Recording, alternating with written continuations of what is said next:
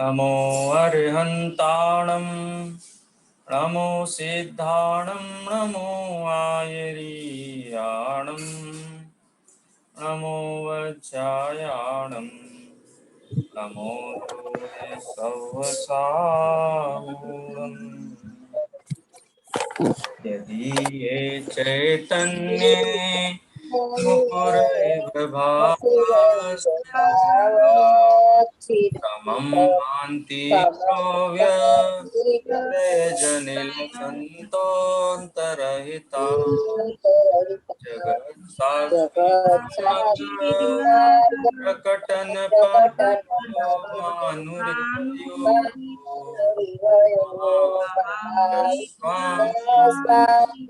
नयन ताम्रं यच्चक्षुर्कमलयुगलं स्पन्दरहितं जनान्कोपापायं प्रकटयति भाव्यन्तरमपि स्फुटं मूर्तिर्यस्य रसमितमयी वाति विमला महावीरस्वामी नयनपथगामी भवतु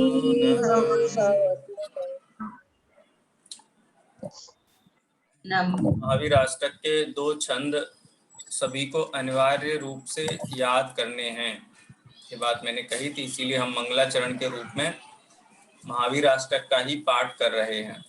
ठीक है, तो आप लोग सभी महावीर अष्टक के 2 छंद याद कर लें, और मंगलाचरण के रूप में हम तब तक करेंगे जब तक आप लोगों से सभी को याद नहीं हो जाएंगे। उसके बाद फिर अगले 2 छंद लेंगे। इस प्रकार से ये याद करने का क्रम चलता रहेगा और मंगलाचरण के रूप में उनका स्मरण करने का, दोनों अपने ये इसी प्रकार से चलेंगे। ठीक है, हमारा दूसरा पाठ चल रहा है जिसमें शास्त्रों का अर्थ समझने की पद्धति। इसमें बुधवार को हमने चर्चा की थी कि व्यवहार नए जो है वो 2 द्रव्यों को मिलाकर के कथन करता है, या उपचार से कथन करता है, या फिर नास्ति परक वस्तुओं का भी कथन करता है। जैसे व्रतशील संयम के संदर्भ में कहा कि आत्मानुभूति हुई तो 5 पाप छूट गए, 7 व्यसन छूट गए। तो 5 पाप के छूटने को क्या कह दिया? व्रत। शील के छूटने को शील। इंद्रिय और प्राणी का जो घात था या असंयम था उसके छूटने को संयम। तो इस प्रकार से पर का निमित्त मिटने की अपेक्षा से हैं। वास्तव में तो जो आत्मानुभूति हुई, सम्यक दर्शन हुआ, सम्यक ज्ञान हुआ, सम्यक चारित्र हुआ, वही वास्तव में मोक्ष मार्ग है। ठीक है, इसको हमने 2-3 दृष्टांतों के माध्यम से समझने का प्रयास किया था। अब हम अगले प्रश्न पे जाएंगे जिसमें हम व्यवहार नय का जब निषेध करते हैं या व्यवहार नय की आलोचना करते हैं या व्यवहार नय को असत्यार्थ कहते हैं, अभूतार्थ कहते हैं, तो हमारे मन में एक बात जरूर आती होगी कि व्यवहार नय इतना खराब है तो जिनवाणी में व्यवहार नय को स्थान ही क्यों दिया है? निश्चय से बात कर लेते। चरणानुयोग के ग्रंथ क्यों रचे? कर्णानुयोग के ग्रंथों की क्या जरूरत थी? प्रथमानुयोग की ग्रंथों की क्या जरूरत थी? सीधे निश्चय की बात कर लेते।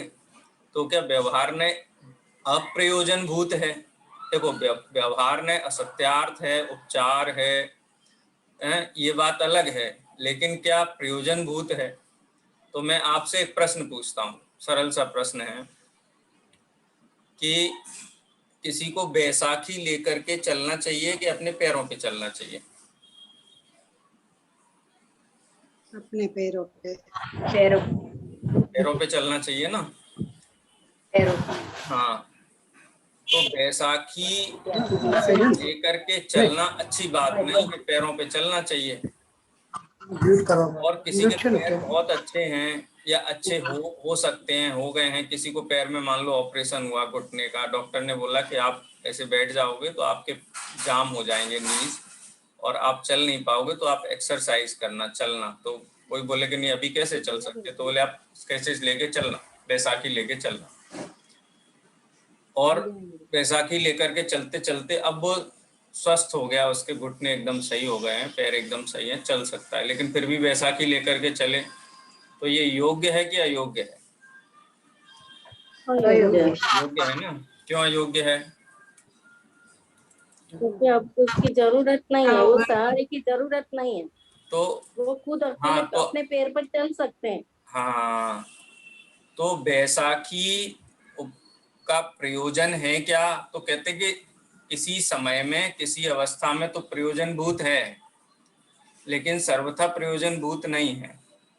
जब चलना सीख जाएं, चलने का अभ्यास हो जाए, उसके बाद छोड़ देना चाहिए। लेकिन व्यवहार नए का अवलंबन लेकर के जीव उसको छोड़ना नहीं चाहता है, उसका ही अवलंबन लेकर के उसी को धर्म मानने लगा है और मोक्ष मार्ग उसका रुक गया है। इसीलिए अब यहाँ हम अगला जो प्रश्न पढ़ेंगे वो इसी से संबंधित है। ठीक है, रीडिंग करेंगे। वर्षा जी, लास्ट जी सर। पेज का जो लास्ट है ना, जो जिनवाणी में व्यवहार का कथन, तो जिनवाणी में व्यवहार का कथन किया ही क्यों है, यहाँ से पढ़ना शुरू करिए। जी। तो જીનવાણી દીવાન રતનચંદ, તો જીનવાણીમાં વ્યવહારનું કથન કર્યું જ શા માટે? પંડિત ટોડરમલજી, વ્યવહાર વિના પરમાર્થ સમજાવી શકાતો નથી, તેથી અસત્યાર્થ હોવા છતાં પણ જીનવાણીમાં વ્યવહારનું કથન કરવામાં આવેલું છે. દીવાન રતનચંદ, વ્યવહાર વિના નિશ્ચયનો ઉપદેશ કેમ થઈ શકતો નથી? પંડિત ટોડરમલજી, નિશ્ચય નહીંથી તો આત્મા પરદ્રવ્યોથી ભિન્ન અને સ્વભાવથી અભિન્ન સ્વયં સિદ્ધ વસ્તુ છે. તેને જે ન ઓળખતો હોય તેને એમ જ કહ્યા કરીએ તો તે સમજે નહીં. તેથી તેને સમજાવવા વ્યવહારથી શરીરાદિક પરદ્રવ્યોની સાપેક્ષતા વડે નર નારકાદી રૂપ જીવના ભેદ કર્યા તથા મનુષ્ય જીવ, નારકી જીવ ઇત્યાદિ રૂપે જીવની ઓળખાણ કરાવી. એ જ પ્રમાણે અભેદ વસ્તુમાં ભેદ ઉપજાવી સમજાવ્યું. જેમ કે જાણવા વાળો તે જીવ, દેખવા વાળો તે જીવ, એમ જીવના જ્ઞાનાદિ ગુણ પર્યાય રૂપ ભેદ કરી સ્પષ્ટ સમજાવવામાં આવ્યું. જે પ્રમાણે મલ્લેચ્છને મલ્લેચ્છ ભાષા વિના સમજાવી શકાતો નથી, તે જ પ્રમાણે વ્યવહારી જનોને व्यवहार विना निश्चय नु ज्ञान करावी सकातु नहीं। बराबर। अच्छा, मैं आपसे एक प्रश्न पूछता हूँ। ये पूरा प्रकरण पढ़ा है, इसकी अपन चर्चा करेंगे उसके पहले। अच्छा, आपने मंगल ग्रह देखा है? मंगल ग्रह नहीं। आपके बच्चों ने नहीं देखा है? ड्राइंग करना होता है स्कूल में, तो करते हैं कि नहीं करते हैं मंगल ग्रह की? देखा है। हैं? हाँ, ड्राइंग में तो ऐसे तो देखा है। तो देखा है कि नहीं देखा है, मैं तो ये पूछ रहा हूँ। तो व्यवहार नए से और निश्चय नए से, अब यहाँ व्यवहार और निश्चय लगाना पड़ेगा। आपके बच्चों ने शेर देखा है? शेर, चीता, भालू, जिराफ, जेब्रा, ब्लू व्हेल देखा है कि नहीं देखा है? हाँ, मतलब ऐसे नहीं देखा है, पिक्चर में, फोटो में देखा है। तो फोटो में देख के अपन क्या कहते हैं? देखो ये रहा व्हेल मछली है, ये भारत है, ये चंद्रमा है। तो वास्तव में जिन्होंने चंद्रमा देखा नहीं है, उनको चंद्रमा का परिचय कराना है तो कैसे कराएंगे? अपने मंदिर में विराजमान पंचमेरु देखे कि नहीं हमने? क्या कहते हैं हम उसको? पंचमेरु कहते हैं। पंचमेरु कहते हैं, धूप भी देते हैं पंचमेरु को, पूजा भी पढ़ते हैं। पांचों मेरु असी जिन धाम, सब प्रतिमा जी को करूं प्रणाम, महासुख होए हैं, 8 धर्म में अर्घ। बोलते कि नहीं बोलते? तो जिसने यथार्थ में वस्तु का जिसको परिचय नहीं है, जो वस्तु को जानता ही नहीं है, उसको समझाने के लिए जैसे चित्र के माध्यम से शेर समझाया जाता है, जैसे चित्र के माध्यम से 9 प्लैनेट्स हैं, गुरु, शनि, ये सब दिखाए जाते हैं, जुपिटर, नेपच्यून सब दिखाते कि नहीं दिखाते हैं? और उसको कहते भी वही हैं। आचार्य अमृत चंद्र देव ने पुरुषा सिद्धि उपाय ग्रंथ में व्यवहार नय का प्रयोजन बताया कि व्यवहार नय क्यों कार्यकारी है। तो शब्द का प्रयोग किया है अबुधस्य बोधनार्थम। व्यवहार नय अबुधस्य बोधनार्थम मुनिवराह देशयन्ति अभूतार्थम। अभूतार्थ नय का उपदेश मुनिवर क्यों देते हैं? अबुधस्य, अबोध लोगों को, बालकों को, अबोध का मतलब होता है बालकों को समझाने के लिए देते हैं। अब बालक समझ गया ना, समझने के बाद में जैसे किसी को बालक, उसमें एक एग्जाम्पल भी दिया है। एक लाइन तो ये है छंद की, अबुधस्य बोधनार्थम मुनिवरा देशयन्ति अभूतार्थम। उसके बाद भूतार्थ बोध विमुख, लेकिन जो जीव अभूतार्थ नय से जिस भूतार्थ वस्तु को समझाया गया है उस भूतार्थ वस्तु को ना समझें तो अभूतार्थ नय उनके लिए कार्यकारी है क्या? तो कार्यकारी नहीं। ठीक है, तो अब बालकों को समझाने के लिए व्यवहार नय का प्रयोग किया जाता है। एग्जाम्पल क्या दिया? माणवकः एव सिंहो, कि जैसे माणवक है, बिल्ला है, कैट, बिलाड़ा, क्या बोलते हैं, बिलाड़ी बोलते हैं, बिलाड़ा बोलते हैं। ठीक है। तो कोई मुझे शेर कैसा, चीता कैसा दिखाई देता है? बोले ये बिलाड़ी है ना, ऐसा ही दिखता है चीता। ठीक है, तो बालक ने समझ लिया कि चीता ऐसा होता है, और वो बिलाड़ी को तो पीछे दौड़ता है तो बिलाड़ी तो डर के भाग जाती है, बिलाड़ी तो डर के भाग जाती है, छोटी होती है। तो उसने बिल्ली को ही शेर समझ लिया हो और वो ये मानता हो कि जैसे ये बिल्ली डर के भागती है ऐसे शेर भी डर के भाग जाएगा, और सामने असली शेर आ जाए और वो बिलाड़ी को जैसे डंडे से भगा देता है वैसे ही शेर को भगाएगा, तो क्या हालत होगी? तो बाद में उसको भागना पड़ेगा। हाँ, मान लो कि कोई बालक को वास्तव में ही शेर आ गया और उसने शेर के साथ डंडी लेके भगाया और शेर ने उसको पंजा मार दिया, चीते ने, और लोगों ने आके उसको बचा लिया। और बाद में उसको पूछा क्यों तू शेर को क्यों डंडी से भगा रहा था? तो क्या बोले, आपने ही तो बोला था बिलाड़ी जैसा होता है, बिलाड़ी तो डंडे से भाग जाती है। तो अपन कहते हैं अरे बेवकूफ, वो तो एग्जाम्पल के लिए था, उदाहरण के लिए था। तो ऐसे ही व्यवहार नए उदाहरण के लिए होता है, अबोध लोगों को समझाने के लिए होता है। दो द्रव्यों को मिलाकर के कथन किया जाता है वहां पे। जैसे चीनी के डब्बे को भी चीनी कहते हैं, सोने की अंगूठी जिस डब्बे में रखी रहती है उस डब्बी को भी सोना कहते हैं, जिस गिलास में पानी भरा हुआ है उस गिलास को भी पानी कहते हैं। वैसे ही दो द्रव्यों को मिला जुला करके जो कथन किया गया है जिनवाणी में, उसको व्यवहार नहीं कहते हैं। ठीक है, जैसे यहाँ नर नारकादि पर्यायों रूप जीव के विशेष किए तथा मनुष्य जीव नार की आदि रूप से जीव की पहचान कराई। देखो ये एक इंद्रिय जीव है, ये दो इंद्रिय जीव है। लेकिन फिर बाद में क्या किया कि वास्तव में ये एक इंद्रिय दो इंद्रिय शरीर वाला जीव नहीं है। जीव कौन है? इसके अंदर जानने देखने वाला, सुख दुख का अनुभव करने वाला है, तब उसको परिचय होता है। तो फिर वो देह को जीव मानना छोड़ देता है और जो ज्ञान दर्शनवान है उसी को जीव समझने लगता है। फिर उसका स्वरूप का अभ्यास करता है, फिर उसमें एकत्व ममत्व करता है, उसमें अपनापन करता है, तो उसको फिर सभी प्रकार के दुख मिट जाते हैं। क्यों? क्योंकि जब पता चला ना मैं जीव तो शरीर से भिन्न हूँ, जन्म मरण तो शरीर का होता है, मैं तो अनादि निधन तत्व हूँ, तो किस चीज का डर? फिर ये लोक भय नहीं रहेगा, परलोक भय नहीं रहेगा, अरक्षा भय नहीं रहेगा, अगुप्ति भय नहीं रहेगा, अकस्मात का भय नहीं रहेगा, वेदना का भय नहीं रहेगा, मरण का भय नहीं रहेगा। क्यों? क्योंकि ये सब तो शरीर में होता है, जीव में कहाँ होता है। तो इसलिए म्लेच्छ लोगों को जिस प्रकार म्लेच्छ भाषा के बिना नहीं समझाया जा सकता, उसी प्रकार जो व्यवहारी जन हैं, बालक हैं, अबोध हैं, अज्ञानी हैं, उनको व्यवहार के बिना नहीं समझाया जा सकता। इसीलिए जिनवाणी में व्यवहार नय का उपदेश दिया गया है। ये व्यवहार नय का प्रयोजन है, व्यवहार नय कार्यकारी है। यदि व्यवहार नय नहीं होगा तो हम 24 तीर्थंकरों की पूजा करेंगे? हैं? हाँ, नहीं करेंगे। व्यवहार ने तीर्थ की सिद्धि के लिए व्यवहार ने चाहिए और तत्व की सिद्धि के लिए निश्चय नहीं चाहिए। जब निश्चय तीर्थ नहीं। ही नहीं होगा तो तत्व कहाँ से मिलेगा हमको? तो व्यवहार नहीं के बिना निश्चय नहीं के को समझाया नहीं जा सकता है। ठीक है, इसलिए व्यवहार नहीं कार्यकारी है। यहाँ दो चीजों का मुख्य रूप से कहा, जीव तो अनादि निधन वस्तु है, लेकिन कैसे समझाएं उसको? समझाने के लिए नर नारक आदि के माध्यम से समझाया। जब समझ में आ गया तो फिर वेद विज्ञान करके समझा दिया।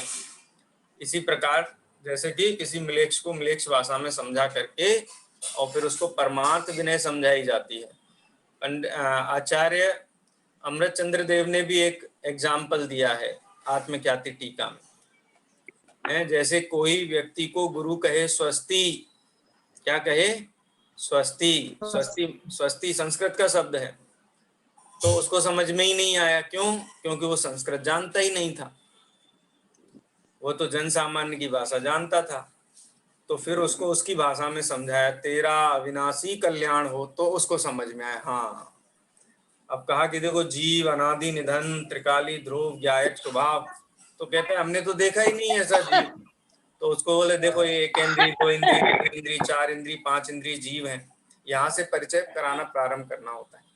ठीक है, लेकिन व्यवहार नय का उपदेश निश्चय को समझाने के लिए दिया गया है। और जो जीव व्यवहार को ही निश्चय समझ लेते हैं, जो जीव बिलाड़ी को ही शेर समझ लेते हैं, उनके लिए उपदेश नहीं है। वो तो आत्मघात कर लेगा। बिल्ली को ही शेर समझ करके और शेर सामने आ जाएगा तो सोचेगा ये भी भाग जाएगा, तो आत्मघात हो जाएगा ना। इस प्रकार से व्यवहार नय का प्रयोजन बताया है। और भी प्रयोजन की चर्चा आगे करते हैं। हाँ, अगला पैराग्राफ पढ़ते हैं। निशा जी पढ़िए। बिल्कुल आगे पड़ गया आज की दिन। निशा बहन, निशा बहन क्लास में हो आप कि नहीं? चलिए, निशा जी तो म्यूट हैं अभी। हाँ, डॉक्टर साहब पढ़ेंगे आप? अब आई आवाज? अच्छा, रतन चंद। हाँ, अगले में पढ़िए अभी डॉक्टर साहब। आवाज आती है? हाँ बिल्कुल आ रही है। आवाज आती है? हाँ, स्पष्ट है। दीवान रतन चंद, तो हमें कैसा मानना चाहिए? पंडित तोडरमल, जहाँ निश्चय न की मुख्यता से कथन हो उसे तो सत्यात ऐसे ही है ऐसा जानना, और जहाँ व्यवहार नहीं की मुख्यता से कथन हो उसे ऐसा है नहीं, निमित्त आदि की अपेक्षा उपचार किया ऐसा जानना। दीवान रतन चंद, व्यवहार नहीं पर को उपदेश देने में ही कार्यकारी है या अपना भी प्रयोजन साधता है। तो पंडित तोडरमल, आप भी जब तक निश्चय नहीं से प्ररूपित वस्तु को न पहचाने तब तक व्यवहार मार्ग से वस्तु का निश्चय करे। अतः निचली दशा में अपने को भी व्यवहार नहीं कार्यकारी है, परंतु व्यवहार को उपचार मानकर उसके द्वारा वस्तु को ठीक प्रकार समझे तब तो कार्यकारी है। किंतु यदि निश्चयवत व्यवहार को भी सत्यभूत मानकर इस प्रकार ही है ऐसा श्रद्धा करे तो उल्टा अकार्यकारी ही हो जावे। इसी प्रकार चारों अनुयोगों को कथन को ठीक प्रकार से न समझने के कारण वस्तु के सत्य स्वरूप को नहीं समझ पाते हैं। अतः चारों अनुयोगों के व्याख्यान का विधान अच्छी तरह समझना चाहिए। हाँ बस देखो, ये सेकंड पैराग्राफ में तो अनुयोगों का प्रकरण शुरू कर दिया है। दो प्रश्न यहाँ पे उठाए कि म्लेच्छ को म्लेच्छ भाषा के बिना नहीं समझाया जा सकता। इसी प्रकार जो अबोध हैं, बालक हैं, उनको व्यवहार नय से निश्चय नय समझाया जाता है। ये तो ठीक है, लेकिन हम माने क्या? हम क्या निर्धारण करें? तो पंडित जी साहब ने कह दिया कि जहाँ निश्चय नय की मुख्यता से कथन हो वहां पर ऐसा ही है ऐसा श्रद्धान करना, और जहाँ व्यवहार नय का कथन है वहां कैसा श्रद्धान करना कि ऐसा है नहीं लेकिन किसी प्रयोजन के कारण समझाया गया है।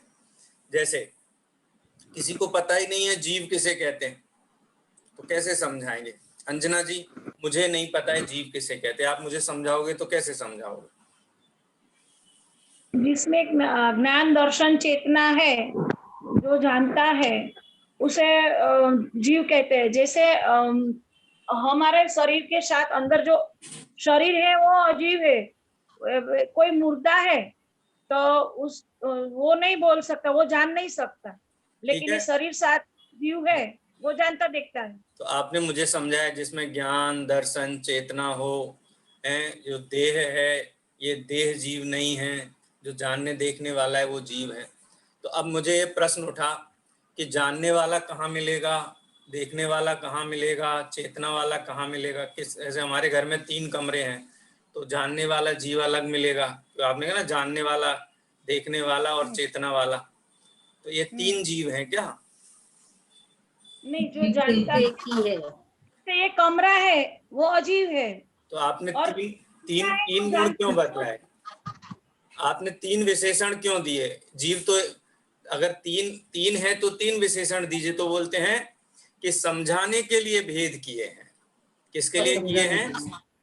समझाने के लिए भेद किए हैं। भेद किया समझाने के लिए। हाँ, समझाने के लिए कि समझ में आ जाए। तो फिर भेद देखना क्या भेद देखना? अभेद देखना है, भेद को तोड़ने का, भेद को आत्मा को अभेद देखना है।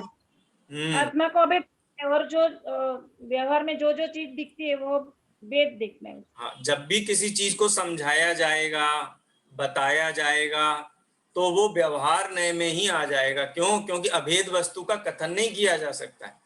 आप जब तक भेद नहीं करोगे, उपचार नहीं करोगे, तब तक उसके बारे में कुछ कहा ही नहीं जा सकता। ठीक है ना? कई लोग तो कहते हैं मेरा आत्मा, मेरा आत्मा, मेरा आत्मा है, मेरा नहीं लगना चाहिए। मेरा है। आत्मा में मेरा मैं ही आत्मा हूँ। मेरा आत्मा क्या? मेरा जैसे ड्रेस होता है ना, अलमारी में रखा है निकाल के, तो आप घर से बाहर जाते समय अपना आत्मा घर पे छोड़ के जाते कि साथ में लेके जाते हैं? तो कहने का मतलब ये है कि समझाने के लिए तो भेद करना ही पड़ता है। जैसे खीर खाते हैं ना, खीर खाते समय, जैसे डॉक्टर साहब आप खीर खा रहे हो ठीक है, मैं एग्जाम्पल के लिए बोल रहा हूँ, सीरियसली नहीं लेना आप खीर खा रहे हो, बहुत बढ़िया, आपकी मनपसंद, बिल्कुल बहुत स्वादिष्ट। आप चम्मच में लेके मुंह में रखा और आपसे पूछा गया कि कैसी लगी है, इसमें क्या क्या डला हुआ है, इसमें खुशबू आ रही है कि नहीं आ रही है, बादाम है या नहीं, आपसे ऐसे क्वेश्चन की झड़ी लगा दें आपको, तो कितना मजा आएगा खीर खाने में? हैं? तो खीर में तो सब है ना, केसर भी डाला है, खुशबू भी है, बादाम भी डाला है, काजू भी डाला है, खांड भी डाली है, बासमती चावल भी डाला है, सब दूध सब तो डाला है। तो पूछने में क्या तकलीफ है? तो बोलते नहीं नहीं अभी मेरे से कुछ मत पूछो, कुछ नहीं आ रहा है मेरे को, तो बस खीर नजर आ रही है, इसमें खीर के अलावा कुछ नजर नहीं आ रहा मेरे को, है। लेकिन जब खीर बनानी हो तो सब चाहिए, तो सब चाहिए, सबका विकल्प करना पड़ता है। तो वस्तु की सिद्धि करने के लिए भेद करना पड़ता है, उपचार करना पड़ता है, उदाहरण दृष्टांत का प्रयोग करना पड़ता है। लेकिन जब वस्तु की सिद्धि हो जाती है तो फिर उसका प्रयोग पराधीनता नहीं रहती है। जैसे छोटे बच्चे को हम 4 और 4 8 सिखाते हैं ना, जब बिल्कुल LKG में होता है, तो सबके पूरे दुनिया में एक ही मेथड है। मैंने तो इस मेथड से सीखा है, डॉक्टर साहब ने शायद दूसरे मेथड से सीखा हो, तो आप कंफर्म कर देना। कि हमको सिखाते थे 4 और 4 प्लस करना है तो 4 लीटी खिंचवाते थे, 1 लीटी 2 लीटी 3 लीटी 4 लीटी, नीचे है फिर 4 लीटी फिर खींचते थे, 1 2 3 4, फिर पूरी लीटी काउंट करते थे, 1 2 3 4 5 6 7 8, और फिर 8 लिखते थे। मेरे को तो इस मेथड से पढ़ाया है वर्षा बहन, आपने किस मेथड से पढ़ा है? गुजरात में भी वही मेथड चलता है। मैं तो सोच रहा है कि हमारे पेट में ही चलता है मेथड। मिनल बहन, आपके यहाँ कौन सा मेथड है? बस रोए में तो नहीं, सब पता नहीं। अमेरिका में भी यही है क्या? तो फिर जिनवाणी में भी यही मेथड है। जिनवाणी का भी मेथड यही है ना, पहले भेद करके समझाते हैं। अब भेद करके समझ में आ गया, उसके बाद में 10th में आ गया, 12th में आ गया, MA में आ गया। अब मेरे को MA में क्वेश्चन आया 4 + 4 + 4 कितना होता है, तो मैं वहां पे एग्जाम में लीटी खींच के ऐड कर रहा हूँ। तो लोग क्या कहेंगे मुझको?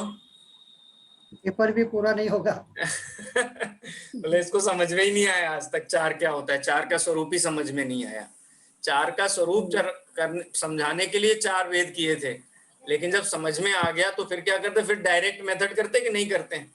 ऐसे ही आत्मा जब समझ में आ गया है फिर भेद नहीं करते हैं। जब खीर बन गई है तो भेद का विकल्प नहीं करते, फिर तो उसका आनंद लेते हैं। ठीक है, तो ये दूसरे नंबर के पैराग्राफ में पंडित साहब ने यही समझाया, क्या व्यवहार न्याय का उपयोग दूसरों को समझाने के लिए ही होता है क्या? खाली उपदेश के लिए ही होता है? उपदेश तो दूसरों को दिया जाता है, अपने लिए कार्यकारी नहीं है क्या? कि अपने लिए भी कार्यकारी है ना। जब भी हम उपदेश सुने हैं, जब भी हम जिनवाणी पढ़ें, तो उसमें हम ये पहचाने कि इसमें वस्तु का यथार्थ स्वरूप बताया गया है तो ये निश्चय नय है, कारण कार्य आदि मिलाकर के उपचार से बात की गई है तो व्यवहार नय है। तो निश्चय को तो यथावत सत्यभूत मान करके ग्रहण करें, और व्यवहार नय है वो मात्र निश्चय की सिद्धि के लिए था। निश्चय की सिद्धि हो गई तो व्यवहार नय को क्या करना चाहिए? फिर छोड़ देना चाहिए। जब अपने पैर मजबूत हो जाएं तो फिर व्यवहार नय को छोड़ करके या बैसाखियों को छोड़ करके अपने पैरों पे चलना चाहिए। तो जिनवाणी की शैली है निश्चय व्यवहार नय की, और जो निश्चय व्यवहार नय को नहीं समझते हैं और जिनवाणी पढ़ करके कहते हमने स्वाध्याय किया, तो कुछ स्वाध्याय नहीं किया, क्योंकि जिनवाणी नयों की भाषा में लिखी गई है और नए ज्ञान के बिना सच्चे श्रुत भी मिथ्या हो जाते हैं, सच्ची बात भी झूठी हो जाती है।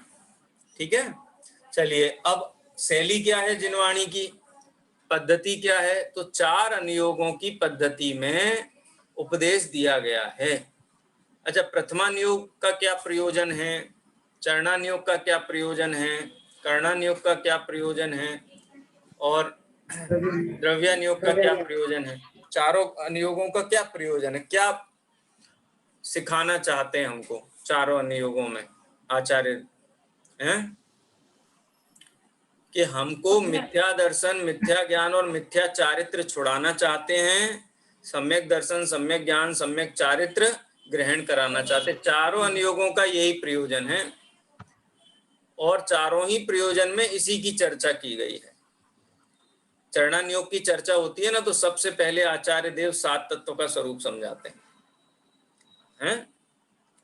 आप कोई भी ग्रंथ देख लीजिए, चाहे आप रत्नकंड श्रावकाचार में देख लीजिए, पुरुषार्थ सिद्धि उपाय में देख लीजिए, और वास्तव में प्रवचन सार भी चरणानुयोग का ही ग्रंथ जैसा है अगर आप ध्यान से देखो तो।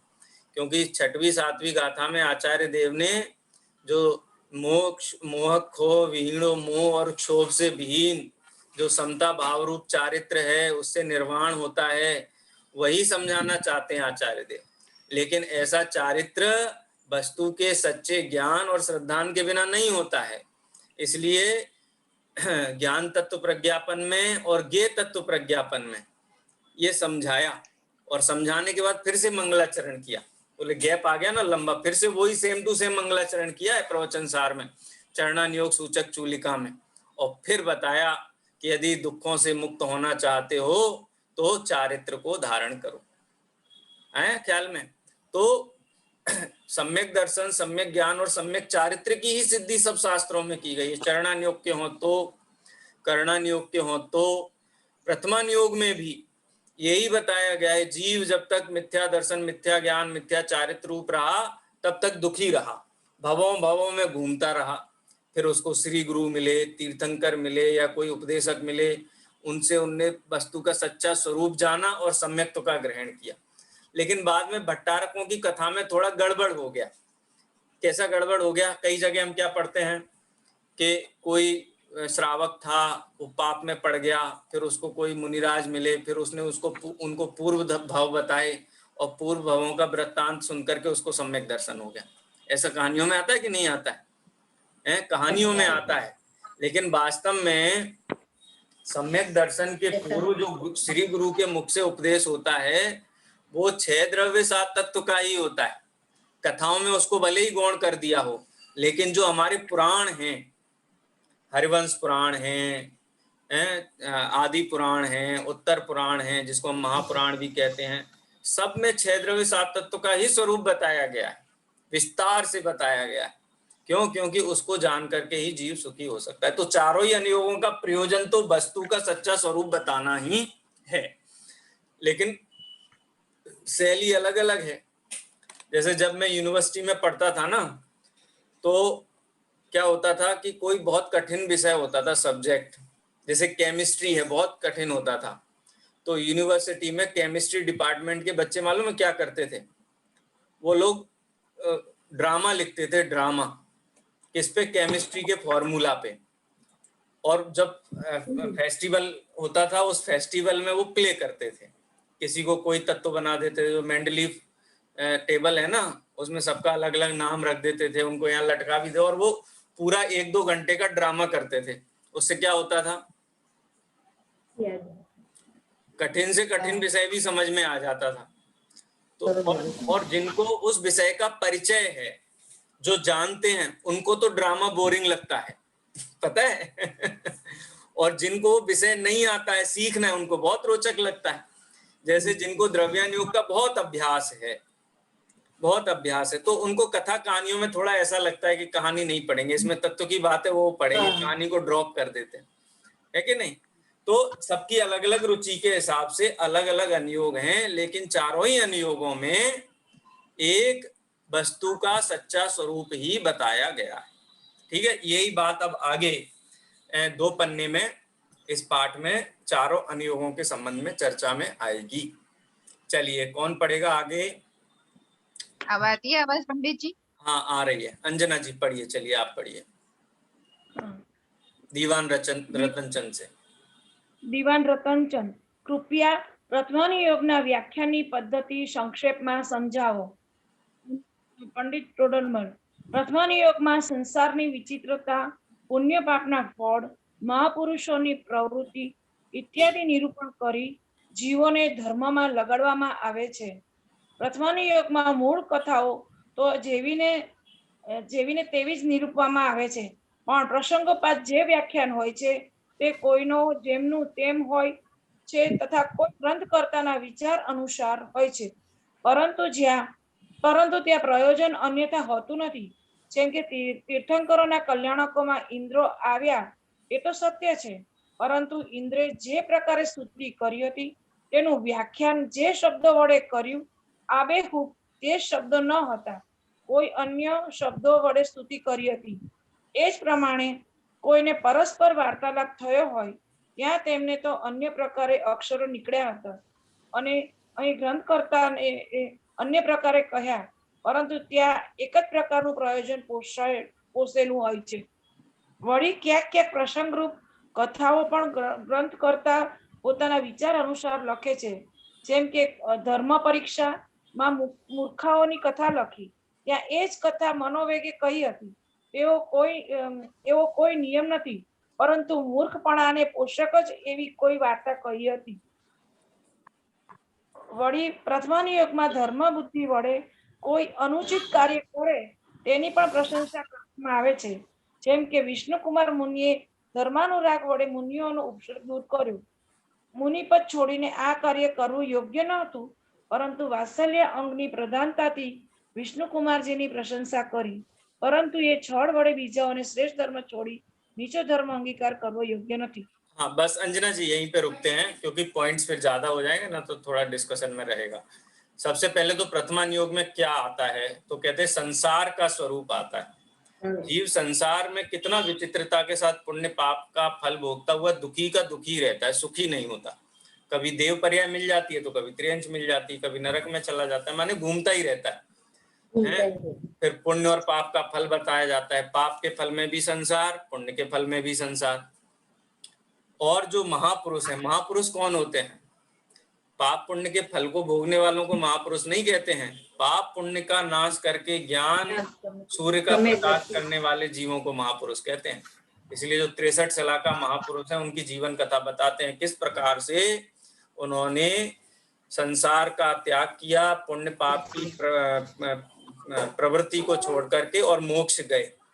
तो उनसे वो हमारे आदर्श है, हम उनसे शिक्षा लेते हैं और उनके जैसे बनने का प्रयास करते हैं।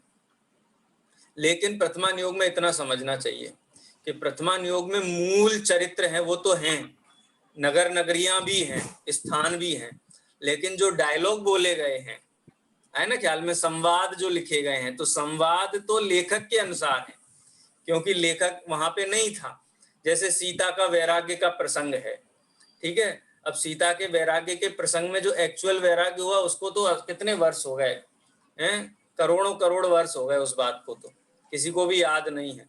लेकिन वैराग्य का प्रसंग है, इसलिए वैराग्य के अनुकूल संवाद आदि हैं वो लेखक की तरफ से लिखे गए। इंद्र ने जब भगवान का जन्म कल्याणक हुआ तो स्तुति की, 1008 नामों से स्तुति की, लेकिन इंद्र ने जैसी स्तुति की जो आचार्यों ने ग्रंथों में लिखी वही की वही लिखी है क्या? तो बोलते वही की वही नहीं लिखी है, लेकिन प्रसंग के अनुकूल लिखी गई है। तो इतना ध्यान रखना चाहिए कि प्रसंग के अनुसार जो आचार्य हैं या जो लेखक हैं, ग्रंथकार हैं, उन्होंने वैसी स्तुति अपनी बुद्धि के अनुसार की है, जो वार्तालाप हुआ, जो अक्षर निकले, लेकिन वो उस प्रयोजन का पोषण करने वाले होते हैं। किस प्रयोजन का पोषण करने वाले होते हैं? वीतरागता का पोषण करने वाले, मुक्ति मार्ग की ओर बढ़ाने वाले। ऐसा नहीं प्रथमा नियोग का ग्रंथ और ग्रहित मिथ्यात्व का पोषण किया जाए, ऐसा नहीं होगा, तत्व के विरुद्ध बात की जाए, ऐसा नहीं होगा। तो जो संवाद आदि भी जो आचार्य हैं, ग्रंथकार हैं, उन्होंने अपने मन से बनाए हैं, लेकिन वो जीव के हित में निमित्त होते हैं। इसी प्रकार से एक धर्म परीक्षा ग्रंथ है आचार्य अमित गति का, उसमें पवन वेग और मनोवेग की कथा है। वो अन्य मतियों के बीच में जाकर के उनके बीच में मूर्खतापूर्ण कहानी सुनाते थे। ये यथार्थ मतलब वास्तव में हुई घटना है। मनोवेग और ये सुनाते थे, मूर्खों की कथा सुनाते थे। तो जो वास्तविक कथाएं सुनाई गई थी वो कथाएं क्या आचार्य अमित गति ने लिखी हैं धर्म परीक्षा में? तो बोलते वो कि वो कथाएं तो नहीं है, लेकिन जिन मिथ्या मान्यताओं का खंडन करने के लिए जैसी कथाएं कही होंगी मनोवेग पवन वेग ने, तो उसी प्रकार की कथाएं उन्होंने वहां बना करके लिखी और ग्रहित मिथ्यात्व का खंडन किया। ठीक है, तो एज इट इज नहीं होती हैं, लेकिन प्रयोजन वही का वही होता है, प्रयोजन में कहीं कोई डिफरेंस नहीं आता है। ठीक है, अब प्रथमा नियोग में एक चीज और है कि प्रसंग के अनुकूल प्रशंसा की जाती है। जैसे यहाँ पर एक एग्जाम्पल दिया विष्णु कुमार मुनि का, कि विष्णु कुमार मुनि थे, बाद में वो ग्रस्त हो गए, तो इसलिए यहाँ विष्णु कुमार जी ने जो वात्सल्य भाव के कारण मुनियों की रक्षा की, 700 मुनियों की, और उनकी बहुत प्रशंसा होती है लोक में। लेकिन उन्होंने मुनिपना छोड़ करके श्रावकपना अंगीकार किया। तो ऊंची पद को छोड़ करके निम्न पद में आना योग्य है क्या? ये योग्य नहीं है, लेकिन वात्सल्य की प्रशंसा की गई है, लेकिन इसको राजमार्ग नहीं बनाया जा सकता। फिर तो 700 मुनियों में से ही 350 मुनि कहते कि हम दीक्षा छोड़ करके और उपसर्ग दूर करते हैं, और बाकी 350 मुनि हैं वो अपने आराम से धर्म आराधना करें। तो क्यों? क्योंकि उनकी भूमिका के योग्य कार्य नहीं था। अपनी भूमिका के योग्य कार्य की प्रशंसा की जानी चाहिए, लेकिन वहां वात्सल्य की प्रशंसा की गई। ऐसे एक कथा और आती है जिसमें एक राजा थे वज्रजंग, जिन्होंने अंगूठी में श्री जी विराजमान करके और महामंडली के दरबार में गए थे। तो वो तो उनकी दृढ़ता की प्रशंसा के लिए कहा गया कि उन्होंने जिनेंद्र भगवान के अतिरिक्त किसी को नमस्कार करना स्वीकार नहीं किया, इसलिए प्रशंसा की गई। लेकिन हर कोई अपनी अंगूठी में जिनेंद्र भगवान रखेगा तो कितना अविनय होगा। तो किसी प्रथमा नियोग में इस शैली में बात की जाती है। और एक पैराग्राफ और है फिर जिसमें बहुत सारी कथाएं ऐसी हैं कि रोग दूर हो गया, जैसे श्रीपाल मैना सुंदरी की कथा है। तो इन कथाओं को भी हमें सही परिप्रेक्ष्य में समझना चाहिए। समय आज अपना हो रहा है, इसलिए इस पैराग्राफ के ऊपर चर्चा हम कल करेंगे। आज यहीं अपन विराम लेते हैं, ठीक है? और कल माने कल का मतलब क्या होता है अपने क्लास में? बुधवार को, अगले बुधवार को अपन चर्चा करेंगे। आज यहीं विराम देते हैं, ठीक है? इस चैप्टर की समरी लिखनी होगी आपको, तो आप ये चीज ध्यान रखना, बाद में समरी लिखनी है। चलिए जिनवाणी स्तुति करेंगे अपन।